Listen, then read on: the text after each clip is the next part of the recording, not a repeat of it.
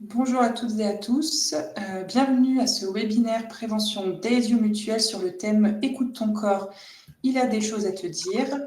Alors, je vois que nous avons des participants qui nous rejoignent au fur et à mesure. C'est super. Donc, je vais me présenter. Je m'appelle Marie Uzel et je travaille au service prévention d'adhésion mutuelle.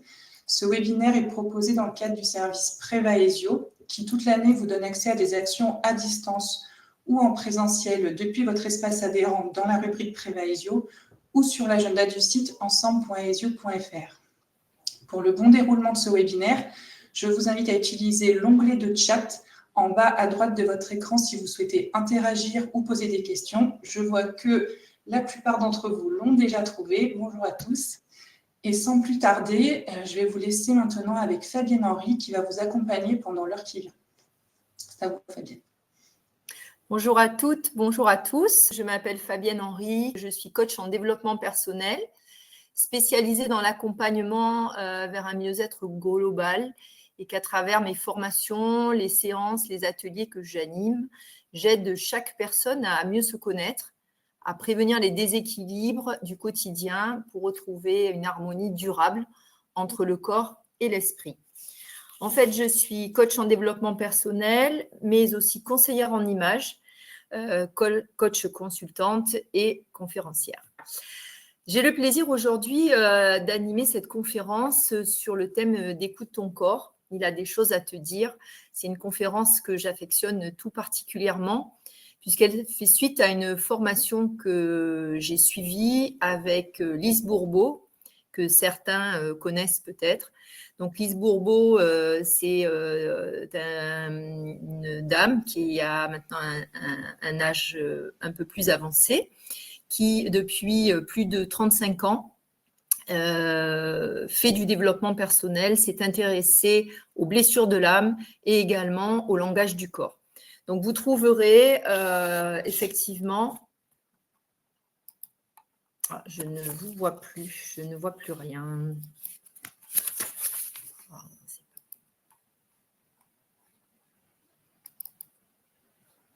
Est-ce que vous me voyez?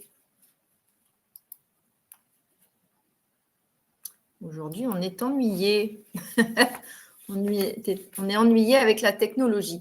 Voilà, tout à fait. Je vois dans le chat la guérison des 5 blessures, toute une série d'ouvrages « Écoute ton corps » de cette auteure et qui est également coach en développement personnel qui s'appelle Lise Bourbeau. Donc, je vous mets les coordonnées dans le chat. Alors, j'utiliserai le chat pendant toute la conférence pour essayer de répondre au fur et à mesure aux questions que vous pouvez poser. Et bien sûr, à la fin de cette conférence, vous aurez tout loisir de poser d'autres questions en fonction des apports que j'aurais pu faire. Alors, sur cette conférence, on va parler bien sûr de notre corps qui est notre plus grand ami sur Terre. Et l'objectif de ce webinaire est de vous sensibiliser ou de vous resensibiliser à l'importance de l'écoute du corps pour prévenir un mal-être, retrouver l'équilibre, favoriser une vie plus alignée. Un moment fort autour d'un sujet qui est malheureusement trop souvent négligé. La sagesse du corps, c'est ce messager précieux. Alors, pour animer cette conférence, je vais suivre un plan avec les grandes lois de la vie, comprendre le langage du corps, nos 3 niveaux d'écoute, quand le corps dit non, et la reconnexion et de la prévention, bien évidemment. Cela passera par des exercices que je vous proposerai, des exercices que nous n'allons pas réaliser pendant cette conférence, puisque ces exercices demandent un moment de calme, de tranquillité, de s'installer confortablement chez soi, sans bruit, à un moment où on le décide. Et ça ne peut pas rentrer dans le droit fil de cette conférence. Mais vous aurez, bien sûr, 2 ou 3 exercices qui vous seront donnés et le replay qui sera à votre disposition vous permettra de réécouter ce qui va être donné dans l'exercice. Fatigue, tension, douleur, agitation, Tous ces signaux ne sont pas des obstacles, mais des indicateurs, des clés de lecture de notre état émotionnel, de notre état mental. Le corps ne triche jamais. Il faut apprendre à l'écouter et se reconnecter à lui avec justesse. On le sait que, par exemple, derrière un mal de dos, un nœud à l'estomac, il y a souvent un besoin qui est ignoré, une limite franchie, une émotion qui est refoulée. Ce webinaire va, je l'espère, vous permettre de mieux comprendre cet appel à ralentir, à ressentir et à se respecter. Je vous poserai la question si on avait de l'interactivité, je vous dirais, et vous, qu'est-ce que vous dit votre corps? C'est vrai que dans ce contexte de la société du mental, ça veut dire quoi? Ça veut dire nous avons énormément de sursollicitation et de déconnexion au corps. Les croyances, l'éducation, nos rythmes de vie effrénés, la valorisation de la performance, tout cela va nous éloigner de plus en plus de notre connexion au corps. La phrase clé dont il faudrait se souvenir, c'est « le corps parle quand on ne veut pas l'entendre et il crie quand on continue à l'ignorer ».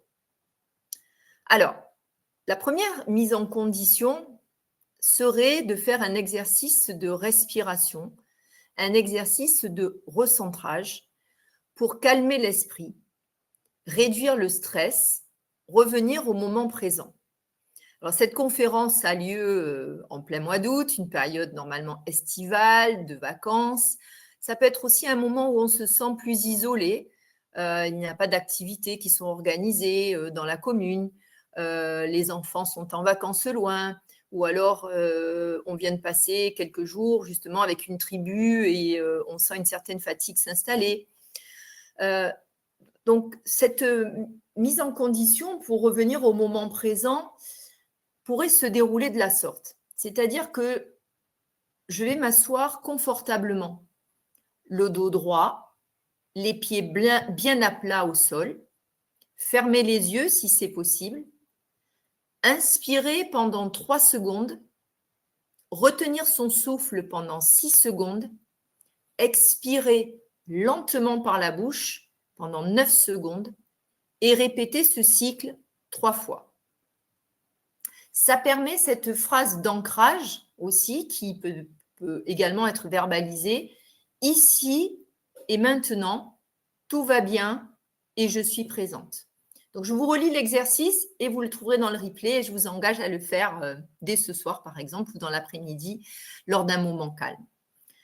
Exercice de recentrage. S'asseoir confortablement, le dos droit, les pieds bien à plat au sol. Fermez les yeux si possible. Inspirez pendant 3 secondes. Retenir son souffle pendant 6 secondes. Expirez lentement par la bouche pendant 9 secondes. Et répétez ce cycle 3 fois en formulant « Ici et maintenant, tout va bien, je suis présente ». Alors, nous sommes maintenant, je suis un petit peu mon planning de conférence. Première étape, je vous le mets dans le chat, les grandes lois de la vie. Les grandes lois de la vie correspondent à cette loi majeure. On récolte ce que l'on sème. J'aime bien noter d'ailleurs ce que l'on sème ou alors ce que l'on sème. C'est une question d'orthographe. Le but primordial de tout être humain est d'évoluer pour devenir conscient de qui nous sommes. C'est une quête perpétuelle. Grandir pour l'humain signifie grandir intérieurement, s'accepter, accepter les autres tels qu'ils sont, car l'être humain devient ce qu'il pense et ce qu'il croit. Donc ça, il y a énormément d'études de sociologie, de philosophie, de neurosciences qui l'ont prouvé. l'être humain devient ce qu'il pense et ce qu'il croit. Je vous répète cette phrase parce qu'elle est très importante.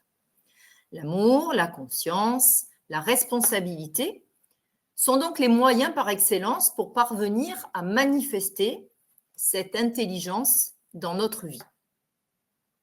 Alors, ce qui est très curieux, c'est que l'être humain est en moyenne 90% inconscient de ce qu'il fait et seulement 10% de conscience de ce qu'il fait, de ce qu'il pense et de ce qu'il ressent.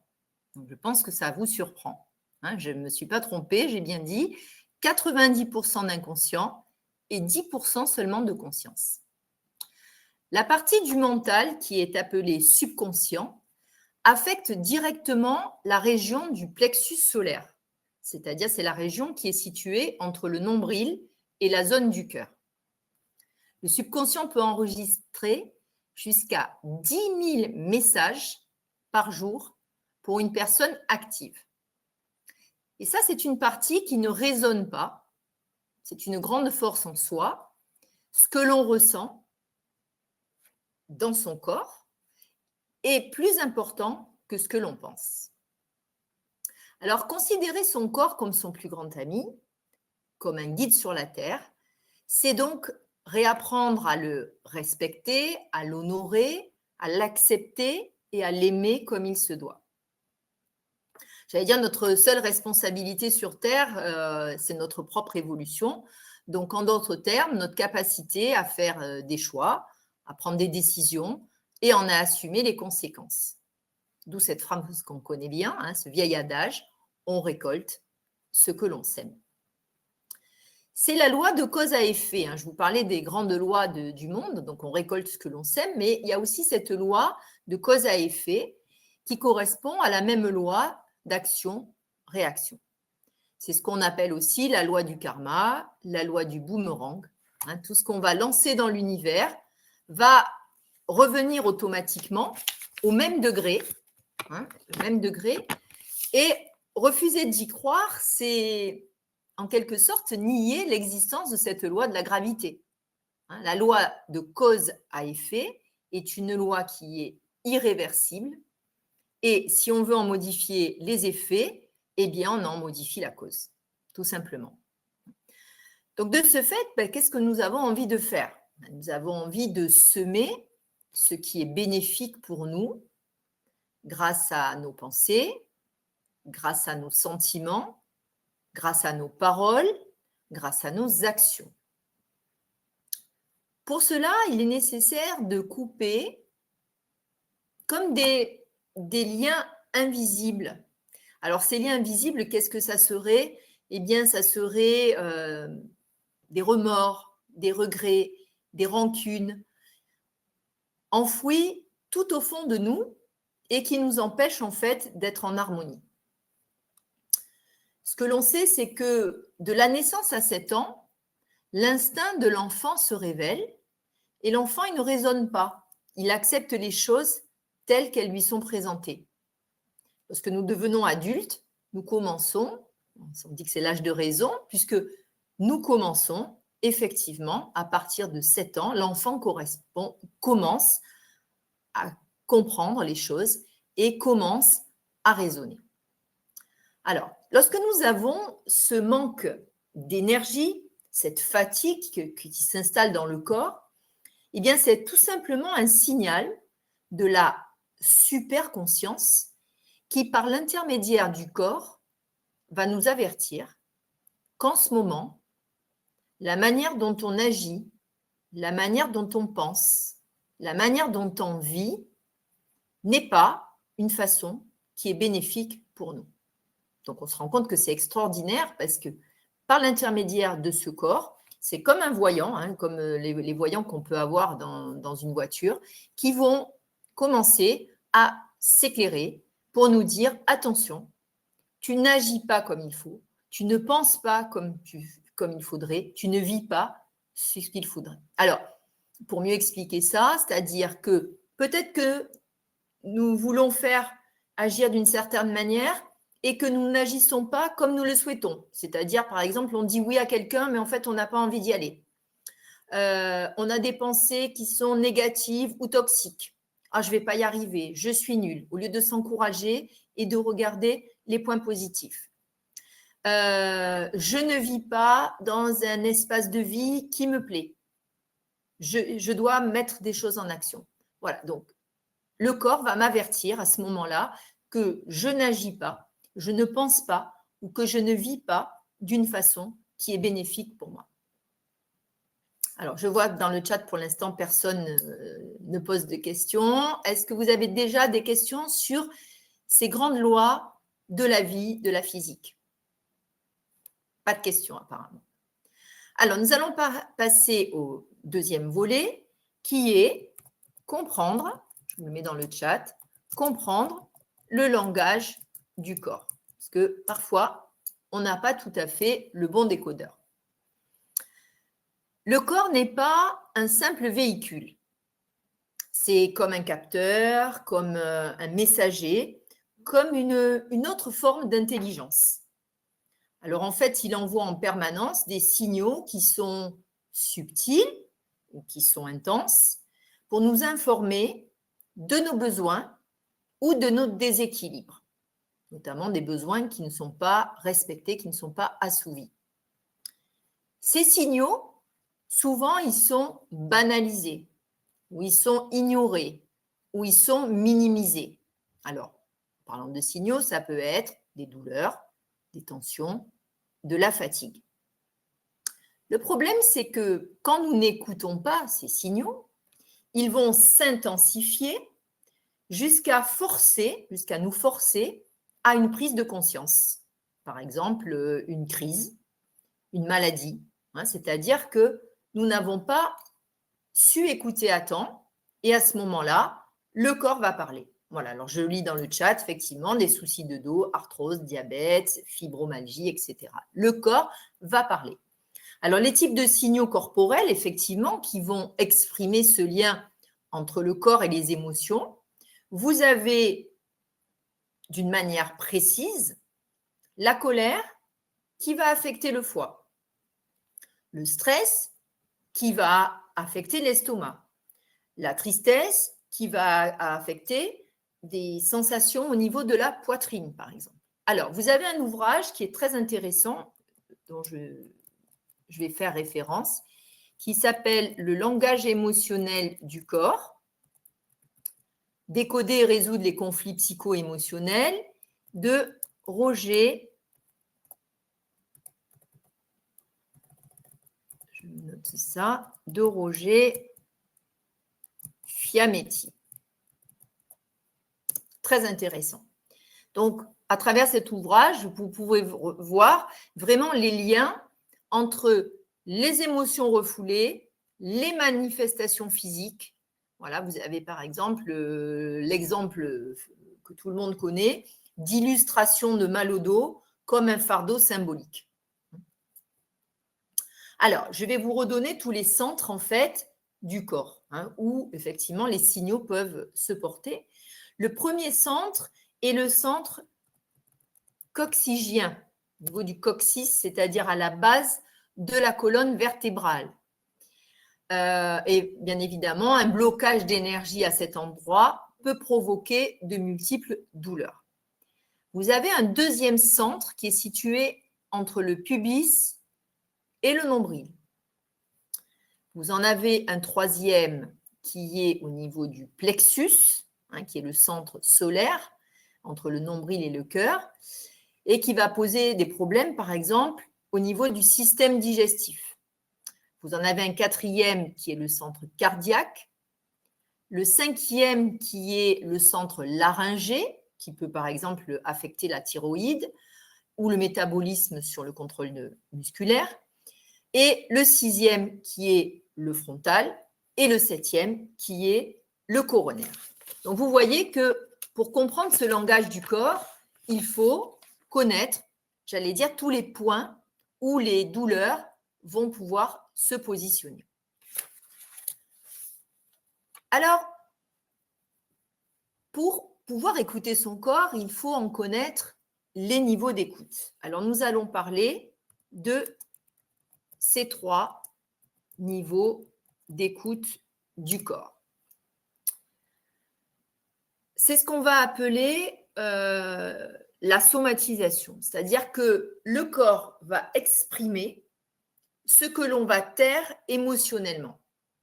Et dans cette approche holistique, en fait, ça veut dire que c'est une approche dans la globalité qui est intégrative, c'est-à-dire c'est une approche à travers l'esprit, le cœur et le corps. C'est-à-dire que c'est un bien-être qui va être mental, émotionnel et physique. La première écoute est l'écoute, je la mets dans le chat, émotionnelle. On va identifier les ressentis associés, c'est-à-dire on va essayer d'identifier l'émotion qui est liée à la sensation. C'est-à-dire s'il y a frustration, s'il y a peur, honte, surcharge, qu'est-ce que je ressens vraiment? Les peurs, les phobies sont issues directement de la pensée. L'être humain est devenu un grand spécialiste de la culpabilité. Et il est intéressant d'accepter ses limites, ses imperfections, les imperfections des autres, notamment porter attention aux paroles que l'on peut avoir, au langage personnel qu'on peut avoir envers nous-mêmes. Alors, identifier les émotions, puisqu'on parle d'écoute émotionnelle, donc identifier les émotions, ça va être constater ce qui se passe en nous, c'est accepter la responsabilité de ce qu'on est en train de vivre. C'est-à-dire, c'est une forme de réconciliation. On parle beaucoup de se pardonner à soi, c'est-à-dire, je me sens prête, je me sens prêt à exprimer. C'est renoncer peut-être à l'ego, c'est laisser le cœur nous diriger au niveau de l'émotion pour retrouver santé, harmonie émotionnelle. Alors, l'ego est la représentation de ce que l'on a de soi-même. Ça nous permet d'avoir une identité, de nous affirmer.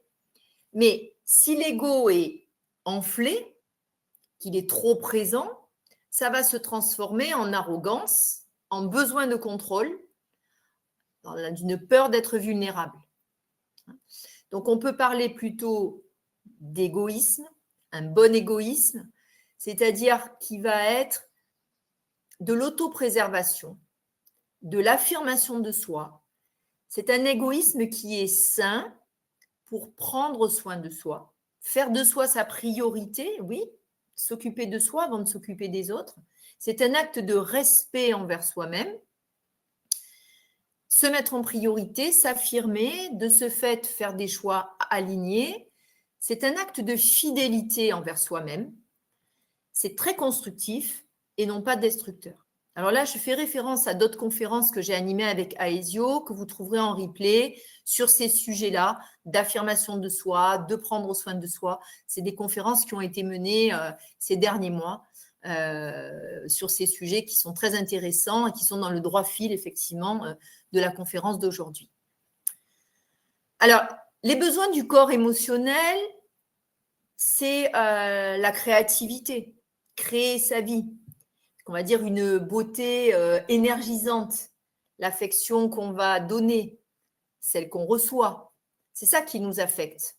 Le sentiment également, le sentiment d'appartenance, l'appartenance au groupe. Là aussi, je fais référence à un outil que j'ai montré lors d'une conférence. Vous retrouverez cet outil, vous pourrez le chercher.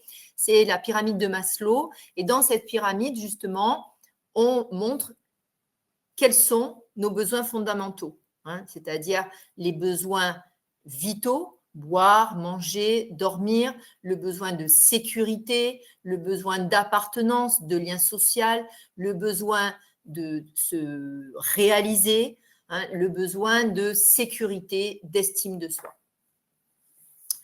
C'est ça notre but dans la vie, en fait, hein, d'avoir confiance en soi, d'avoir confiance en les autres. Et c'est comme ça que notre but également devient réalité, hein. Rappelez-vous, on récolte ce que l'on sème. Alors, la deuxième écoute est l'écoute mentale. Là, on parlait d'émotion, là, on va parler du mental. Il s'agit là d'observer nos pensées, les croyances qui sont liées, c'est-à-dire observer, écouter notre discours intérieur, la petite voix qui fait le travail souvent de sape, c'est-à-dire le discours intérieur qui va être associé à une sensation. La croyance, souvent à double tranchant, la croyance d'être fort, d'être forte et de ne pas pouvoir ralentir jusqu'au moment où le corps va nous stopper. Il est intéressant de faire le lien entre ces pensées inconscientes et leur impact corporel. Alors, appeler le petit moi, l'ego, c'est aussi le jeu que nous croyons être. Il s'est formé à partir de nos mémoires, de nos croyances mentales. Et cet orgueil va nous faire résister à toute transformation intérieure. Donc là, on est carrément à l'inverse de ce que je disais tout à l'heure, c'est-à-dire un égoïsme sain. Là, on est sur un orgueil qui va bloquer, qui va résister à cette transformation intérieure qui doit s'opérer. Alors, à l'opposé de l'orgueil, qu'est-ce qu'on a? Et on a l'humilité, c'est-à-dire être vraiment honnête avec soi, être transparent, ne pas être trop rigide avec soi, être à l'écoute des besoins de son corps. Et alors, vous allez me dire, quels sont les faux maîtres? Qu'est-ce qui nous empêche, dans la vie quotidienne, d'avoir cette écoute mentale? Eh bien, j'ai le regret de vous dire que ce sont nos proches, les informations, le pouvoir, les biens, la maladie, les superstitions, la mode. Voilà les faux amis. Voilà les faux amis qui vont ralentir ou empêcher cette écoute du corps. Alors, je lis, Brigitte me demande sur quel site on peut retrouver les replays. Marie le précisera tout à l'heure, mais je pense que c'est sur le site d'Aesio, comme aujourd'hui. Vous allez pouvoir retrouver les autres webinaires qui ont été menés sur les dernières semaines. Alors, je reviens sur les besoins, puisque là, nous parlons de besoins, les besoins du corps mental, puisque là, nous sommes dans l'écoute mentale. Alors, les besoins du corps mental, c'est notre individualité, c'est-à-dire que nous sommes un être unique. Nous avons nos propres spécificités. Personne n'est comme nous. Donc, nous sommes en capacité d'être nous-mêmes et non pas d'être ce que les autres attendent de nous. Les conseils des autres leur appartiennent. L'autre n'est pas nous. J'honore mon unicité, mes spécificités, mon individualité. C'est-à-dire que j'honore cette vérité. Je décide d'être vrai, d'être transparent, d'être authentique avec moi-même, de me respecter. Dans cette guidance, je vais me sentir utile, je vais lâcher prise et je vais au final accepter de ne pas pouvoir tout contrôler, comme me le demanderait souvent mon ego. Qu'est-ce qui en découle? De la sécurité, de la tranquillité d'esprit, une raison d'être, peut-être de la spiritualité, de la méditation. C'est-à-dire qu'en mettant cela en place, c'est-à-dire ces différentes écoutes, je vais faire passer le être avant le faire et avant l'avoir. Alors ça, je vous le mets dans le chat parce que c'est très important. Ce qui est important, c'est être et non pas le faire et l'avoir. Parce qu'on est vraiment dans cette société de qu'est-ce que je fais, qu'est-ce que je possède. Ce qui est prépondérant, c'est qui je suis, c'est l'être. Accepter nos blessures. Des blessures, je fais référence encore à Lise Bourbeau, il y en a 5, le rejet, l'abandon, l'humiliation, la trahison, l'injustice. on ne peut pas arriver à être tant qu'on n'a pas accepté d'être ce qu'on ne veut pas être. Alors, je répète cette phrase, c'est-à-dire qu'il faut accepter d'être ce que l'on ne veut pas être pour être vraiment dans l'authenticité, dans mon individualité. C'est-à-dire que je vais accepter, tout comme la dualité de la vie, là il fait jour, tout à l'heure il fera nuit, le mal, le bien, le propre, le sale, le blanc, le noir. Je dois accepter ma personnalité, ma complétude avec les aspects positifs et négatifs de toute attitude. C'est-à-dire, je ne peux pas me focaliser que sur une partie négative ou positive. Ce n'est pas possible, c'est dans la globalité. Je suis un être de lumière, mais aussi avec des facettes d'ombre, de noirceur, de difficultés. Dans la précédente conférence, je vous invitais à réfléchir sur vos qualités et également les difficultés, pour ne pas dire les défauts, qui constituent notre personnalité. Alors, la troisième écoute, c'est l'écoute physique. On a parlé d'écoute émotionnelle, d'écoute mentale. Nous en sommes à l'écoute physique, c'est-à-dire percevoir les signaux, ressentir vraiment ce qui se passe dans mon corps, les douleurs, les crispations, les fourmillements, la fatigue, tous ces phénomènes physiologiques. Quand je fais faire l'exercice en atelier et que je dis, voilà, vous êtes traversé par une émotion, quels sont les phénomènes physiologiques? On me dit, oui, non, mais je suis en colère. Parce que qu'est-ce qui se passe au niveau physiologique? Qu'est-ce qui se passe dans le corps? J'ai mal au ventre, j'ai le cœur qui s'accélère, j'ai la voix qui change, j'ai les mains moites, je rougis. Voilà, ça, ce sont des phénomènes physiologiques qui correspondent à l'écoute physique. Apprendre à observer sans vouloir corriger immédiatement. Le corps, c'est la machine la plus extraordinaire qu'il puisse avoir sur Terre. Il sait exactement ce dont il a besoin et au moment où il se manifeste, c'est à ce moment-là qu'il exprime ses besoins. Il sait exactement. À vous de réfléchir. Par exemple, je suis tendue depuis quand? D'essayer de décoder un malaise, de capter le message même d'une maladie. On dit la maladie, c'est le mal à dire. C'est le langage des oiseaux. Je n'ai pas exprimé, donc mon corps va se manifester. Il est important de décoder ce malaise, de capter ce message. C'est comme si on acceptait de porter un vêtement qui ne nous est plus utile. Alors, comment avoir cette écoute physique? Meilleur outil, la respiration. Deuxième outil, ce que l'on va ingérer, c'est-à-dire l'eau et la nourriture, par la qualité, par la quantité, avoir bien sûr de bonnes habitudes alimentaires et nous allons à ce moment-là souligner tous les bienfaits d'une alimentation saine. De ce fait, digestion, assimilation, plus simple. La mastication va favoriser la digestion. Parfois, on se plaint du problème de digestion, d'un problème de foie, mais qu'est-ce qui va être mis en lumière? C'est une colère, par exemple, qui est réprimée et qui va se manifester par l'intermédiaire du foie. Explorer, régénérer, bouger, faites de l'exercice physique. L'exercice idéal, c'est la marche, mais aussi ne pas oublier de reposer son corps avec un sommeil réparateur. Vous avez beaucoup de préceptes qui ont été donnés dans la conférence du prendre soin de soi.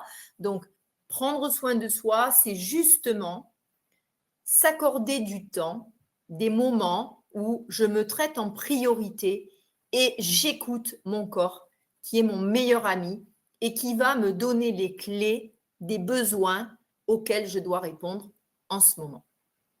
Alors, je vais vous donner un petit exercice qui s'appelle le scan corporel, qui peut vous permettre justement de mettre en lumière les besoins de votre corps et de dire à votre corps, oui, je suis là, je t'écoute, donne-moi les messages pour que je puisse opérer à des changements. Alors là encore, on s'installe dans un endroit calme, comme vous le souhaitez, assis ou allongé. Les yeux fermés dans la mesure du possible, puisque à ce moment-là, on est sur notre concentration et on n'est pas happé par l'environnement qui peut nous faire partir dans d'autres pensées. On prend une grande inspiration. On expire lentement. Alors, pour les personnes qui font du yoga, de la méditation, du tai chi, vous allez retrouver effectivement ces exercices d'inspire et d'expire, puisque nous avons récupéré ces outils à des pratiques sportives, comme par exemple essentiellement le yoga. Alors, je redis, on s'installe dans un endroit calme, assis ou allongé, les yeux fermés, on prend une grande inspiration, on expire lentement. Il n'y a rien d'autre à faire que de rester dans le moment présent, ici et maintenant. Si on réfléchit, le présent, c'est le cadeau. Si je vous fais un présent, je vous fais un cadeau. Donc, on est vraiment dans le moment présent. On porte son attention au sommet de sa tête. On détend le front. On relâche tous les muscles autour des yeux. On desserre la mâchoire. On baisse les épaules. On détend la nuque. On détend le cou. On sent le poids des bras jusqu'au bout des doigts. On amène son attention sur la poitrine, puis sur l'abdomen. On relâche les hanches, les cuisses, les genoux, les mollets jusqu'aux orteils. Et ensuite, on va se reconnecter à l'ensemble du corps pour ressentir cette unité, cette complétude dans le sens inverse, jusqu'à reprendre un moment pour ouvrir les yeux et bouger. Alors, on ne peut absolument pas faire l'exercice là, puisque sinon, peut-être qu'il y en a qui vont s'endormir pendant la conférence ou d'autres qui vont complètement déconnecter, puisque c'est une manière parfaite de lâcher au niveau du mental, de se déconnecter. Donc, vraiment, c'est un excellent outil.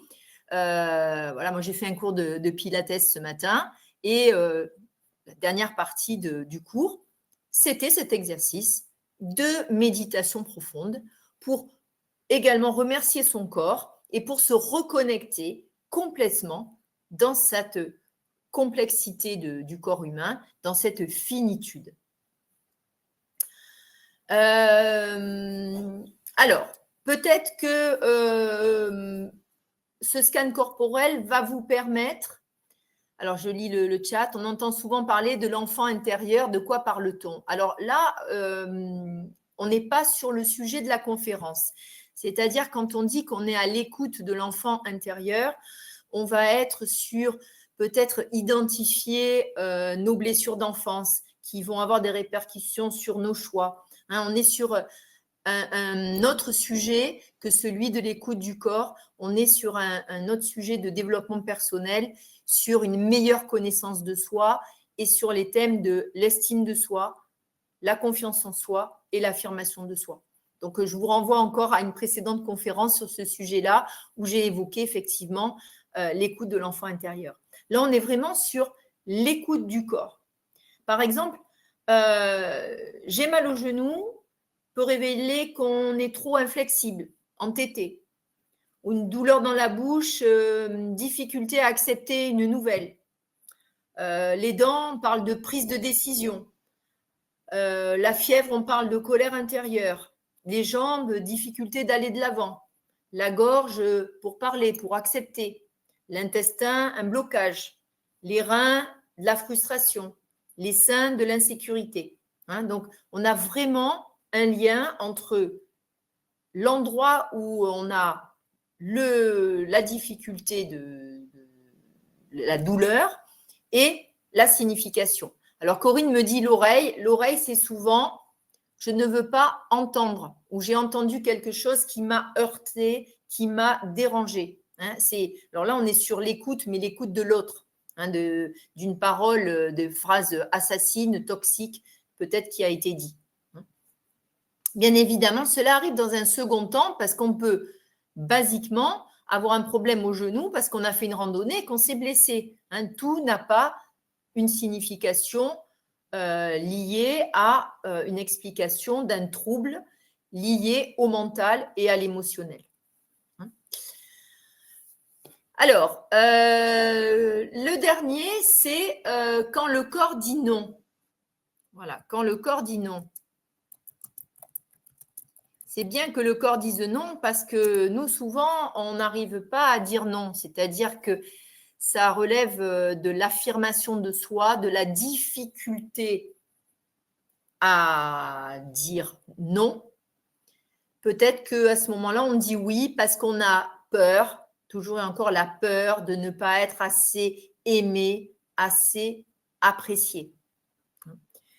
Le corps, c'est notre limiteur naturel face au stress, à la surcharge, au désalignement. C'est souvent notre garde-fou. Quand on va dépasser ses limites émotionnelles, il va crier, il va dire attention, j'envoie le signal d'alerte parce que là, il y a une surcharge, par exemple mentale, une fatigue chronique, parce qu'il y a un besoin qui n'est pas respecté, une émotion qui n'est pas exprimée. Et ces messages concrets du corps non écoutés vont se transformer en burn-out, en douleur chronique, en insomnie, en addiction. C'est-à-dire que le corps va nous montrer, va crier qu'on ne respecte pas les limites. Le message clé, c'est vraiment le corps n'est pas mon ennemi. Il est au contraire un allié qui protège de ce qu'on ne veut pas voir ou de ce qu'on n'a pas compris, de ce qu'on pense ne pas avoir compris. On a tout emmagasiné, que ce soit dans le conscient ou dans l'inconscient. Alors, pour terminer, parce que je vois que le temps passe, pour terminer cette conférence, je vais vous parler de reconnexion et de prévention. On ne l'a pas précisé, mais bien évidemment, cette conférence est une conférence qui s'inscrit dans une démarche de prévention santé, hein, pour un mieux-être, pour un bien-être, pour continuer à être en harmonie dans sa vie de tous les jours, pour retrouver peut-être certaines harmonies ou d'autres bonnes habitudes. Hein, et bien sûr, ça passe par cette reconnexion au corps. Comment développer cette écoute corporelle au quotidien? Parce que je vous ai dit que votre corps était un allié, votre meilleur ami.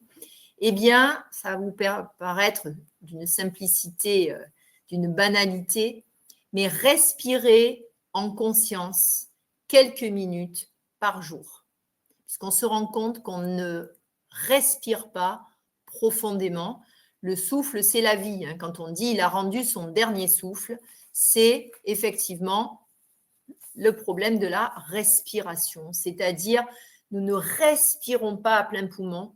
Ce qu'on a tendance à faire quand on arrive dans la nature, c'est d'inspirer profondément, d'expirer.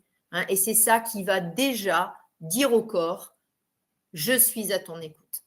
Ce qui marche très bien et qui est souvent prôné par les kinésiologues, c'est de boire régulièrement un petit peu d'eau. C'est-à-dire qu'on donne l'information à notre corps en buvant un petit peu d'eau. Je suis à ton écoute, je t'hydrate, je t'honore, me reconnecte à toi. Alors, des pratiques simples, c'est une pause en conscience. On s'arrête vraiment pour ressentir son état interne, par exemple avant de prendre une décision. On bouge en conscience. On ne fait pas plusieurs choses à la fois. Ça, c'est quelque chose qui est en commun à pas mal de personnes, c'est-à-dire qu'on est pluritâche. On fait plusieurs choses à la fois. C'est épuisant, ça nous fait une charge mentale énorme. Essayez de redevenir monotâche en faisant une chose à la fois. Ça va alléger le cerveau. Et si vous ne le faites pas, utilisez la matrice d'Eisenhower, c'est-à-dire qu'est-ce que je dois faire maintenant, qu'est-ce que je dois faire plus tard, qu'est-ce que je vais confier à une tierce personne. Ça permet d'alléger son mental et d'être pleinement en conscience dans son ici et maintenant, dans le moment présent.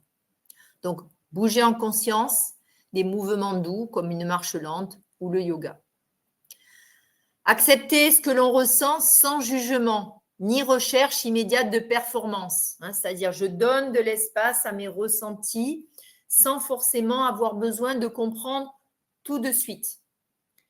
L'importance aussi du rythme, du respect de soi et du non-jugement. Je vais à mon rythme, même s'il est plus lent que l'autre ou au contraire s'il est plus rapide. Je fais référence à mon unicité, à mes spécificités. Donc, je vais à mon rythme. Si vous êtes un diesel, eh bien, continuez à aller lentement. Si vous êtes à une pile électrique, je vais quand même vous dire ralentissez, revenez à un rythme plus doux qui va permettre également l'écoute du corps.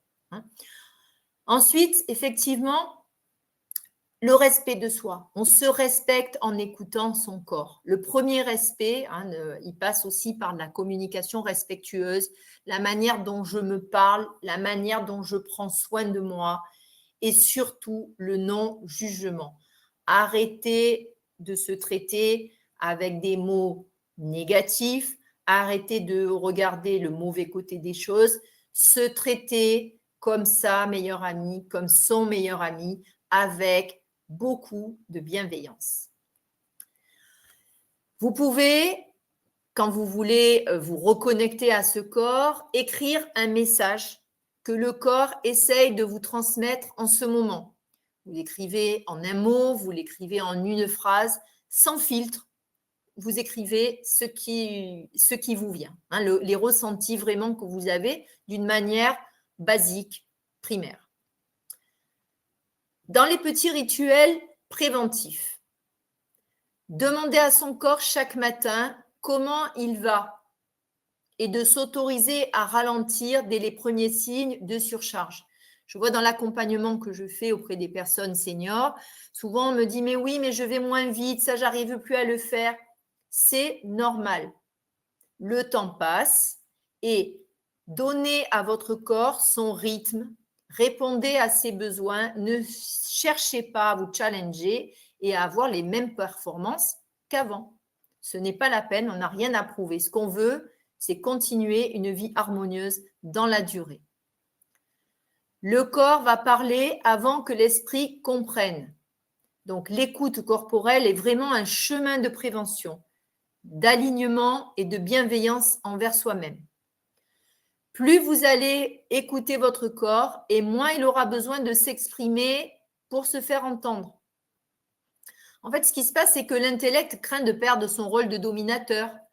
Mais en réalité, il n'aurait jamais dû avoir ce rôle. Ce n'est pas le mental qui a ce rôle, c'est le corps qui est le chef d'orchestre. Il est intéressant aussi de ne plus avoir d'attente préalable, j'allais dire. Parce que quand on a des attentes, on est souvent déçu. Derrière chaque attente va se cacher une peur et souvent peut-être une frustration. Si on a une attente, on la communique, on l'exprime, on la sort du corps. Ça permet de ne pas être en dépendance, de ne pas dépendre de l'accord, de l'opinion de l'autre, de sa reconnaissance, de ses compliments, de sa présence, de son attention. On trouve son propre bonheur au fond de soi. On est indépendant, on n'a pas d'hyper-émotivité. Ça peut être aussi de se détacher de tous les concepts, de tous les dictats qui sont donnés sur l'apparence du corps physique et sur le jeunisme. C'est-à-dire, on apporte à son corps des soins, mais on n'essaie pas de récupérer du pouvoir ou de la force. On essaye d'accepter et d'habiter son corps. Je pense qu'il y a une conférence bientôt qui sera en ce sens aussi sur, là je ferai allusion au conseil en images et tous les outils que nous pouvons avoir dans le conseil en images, dans le relooking pour habiter son corps, mettre en avant tous ses atouts et l'accepter dans sa globalité. On ne se compare pas, l'autre n'est pas nous, sinon on se décentre, on n'est plus branché à son intérieur. La comparaison va simplement apporter une diminution du niveau d'acceptation de ce que nous sommes. C'est-à-dire que si on a tendance à regarder l'autre, on ne va pas se comparer, mais il faut que l'autre soit inspirant. Et à ce moment-là, je vais mettre toutes les choses en action pour faire aussi bien, sinon mieux. Je ne me positionne pas en victime, parce que chacun est responsable de ses énergies, donc je fais avec ce que j'ai. Très important pour ce corps d'aimer, d'être aimé, d'accroître sa sensibilité et de comprendre, j'allais dire, avec la sagesse du cœur. Hein, c'est la phrase de Saint-Exupéry, on ne voit bien qu'avec le cœur. Devenir conscient de ce qui nous coupe de notre ressenti pour être complètement libre et non manipulable. Je prends du temps, je marque des moments de pause pour écouter mon corps, ce que mon corps a à me dire. J'identifie en quelque sorte les oui et les non corporels. Et ainsi, lorsque j'écoute mon corps, lorsque je m'aligne sur ce corps, le corps devient un guide, une boussole intérieure, effectivement, pour une vie plus ancrée, plus authentique et plus fluide. Rappelez-vous, le corps n'est pas un ennemi, mais un allié, car il sait ce que l'esprit ignore encore. Voilà, donc je vais vous faire la conclusion avant de passer peut-être aux questions. Avant la conclusion, peut-être vous donner un dernier exercice que vous pouvez retrouver. Cet exercice s'appelle le cadran d'Hoffmann. Voilà. Le faire aussi en toute authenticité devant personne. Personne ne lit nos notes. C'est-à-dire que vous notez une qualité. Je vais noter par exemple le dévouement, par exemple, hein, une qualité. Notez une qualité. Le dévouement. Et puis, je vais noter quand cette qualité est vraiment exacerbée, qu'elle est multipliée par 1000, qu'est-ce qu'elle devient? Ben, elle devient un sacrifice, c'est-à-dire que ça devient un piège. C'est-à-dire que ce n'est plus une qualité, c'est un piège. Ensuite, je vais noter un de mes challenges. Alors, mon challenge, ça va peut-être être de prendre plus soin de moi. Et si je développe ce challenge x 1000, eh bien, ça va devenir comme une réaction allergique. C'est-à-dire que je vais bercer dans l'égoïsme. Hein? Alors, je lis ce que met Ariane. Sensation de manipulation dans la majeure partie de notre existence, pas facile de faire le tri. Alors, le corps va nous protéger de ça, justement. C'est-à-dire que pour ne pas être manipulé, pour avoir de l'autonomie, hein, pour être, c'est ce que je disais, pour être complètement libre, il s'agit de bien se connaître, d'être bien à l'écoute, d'être bien aligné. Et de ce fait, tel des pions sur un échiquier, il est extrêmement compliqué pour, j'allais dire, l'adversité de nous manipuler. Hein, c'est le triangle de Karpman. Le triangle de Karpman, il existe s'il y a une victime, c'est-à-dire que dans la manipulation, hein, ça je pense que ça sera une conférence aussi, dans la manipulation, vous avez, alors le terme est fort, hein, mais celui qui manipule, c'est-à-dire le bourreau, vous avez celui qui subit, c'est-à-dire la victime, et puis vous avez de temps en temps le rôle du sauveur. Mais ce qu'on peut observer, c'est que les rôles tournent, vous voyez, je le fais avec mon doigt, c'est-à-dire qu'on peut être bourreau, puis se retrouver victime et se mettre dans le rôle de sauveur, être victime parce que ça nous donne une identité, mais qu'en fait on est sauveur et qu'après on apprend également à manipuler. Donc c'est vraiment la clé. Je parle beaucoup des conférences passées, mais essayez de regarder donc les conférences qui ont eu lieu. Il y a une conférence qui est sur le prendre soin de soi, où vous avez des outils sur le sujet. Et vous avez une autre conférence aussi sur l'estime de soi et l'affirmation de soi. Et il y a une conférence aussi sur la philosophie positive. Et il y aura une autre conférence là, que Marie va annoncer tout à l'heure, qui aura lieu la semaine prochaine. Alors, je note dans le chat aussi, c'est le triangle de Karpman, le triangle de manipulation. Alors, après tous ces outils, eh bien, je vais conclure parce que je vois que le temps passe. Si vous avez des questions, vous avez bien compris que écouter le corps n'est pas juste entendre une douleur, une tension. C'est vraiment apprendre à dialoguer avec soi-même, à reconnaître les signaux subtils avant qu'ils ne deviennent énormes, qu'ils ne deviennent cris. C'est honorer ses besoins, honorer ses limites, ses élans de vie. Le corps ne ment pas. Il nous parle chaque jour. Encore faut-il lui laisser un peu d'espace, de silence, de présence pour l'entendre. Je vous invite donc à cultiver chaque jour cet espace pour vous connecter à votre corps qui vous accompagne en fait depuis toujours. C'est-à-dire, ce n'est pas pour le contrôler, mais c'est pour l'honorer. En écoutant notre corps, c'est toute notre vie qu'on commence à entendre.